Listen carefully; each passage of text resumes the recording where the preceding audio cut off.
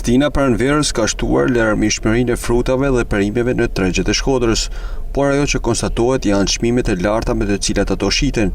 1 kilogram qershia sot në tregun e Rusit varionte nga 400 deri në 700 lekë të reja, ndërsa të larta ishin edhe çmimet e perimeve. Qytetarët theksojnë se një pjesë e tyre janë të papërballueshme. Çmimet sipas tregut. Sa ishin qershia? 400 lekë të reja. Po shumë mirë është. Çka kanë ava? Këto janë kushtet, këto janë çmimet dhe është tregu jonë. Çmimet janë rrit, pensionet zero dhe të lunshin kratë. Mo lirë vim këto. E vime i marrim, kena gjetë edhe i ta mishterit mirë, kojnë se va për ne.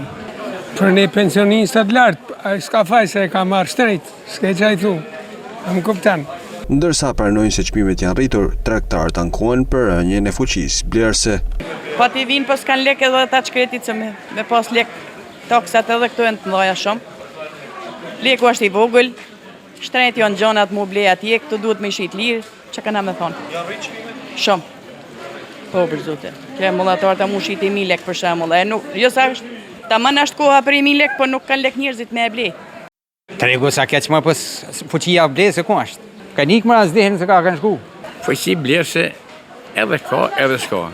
Çmimet janë i fjetë nalda, e përsa për këtë çmimet është, përsa për këtë përkosi është, Allah nuk kanë ra tamam, se nuk ka fillu sezoni i prodhimit, por më vonë do të binë. Për tregtarët, shkak i rritjes së çmimeve është mungesa e prodhimeve vendase, ndërsa shpresojnë që me ardhen e stinës së verës, çmimet e produkteve të frutaperimeve të bien.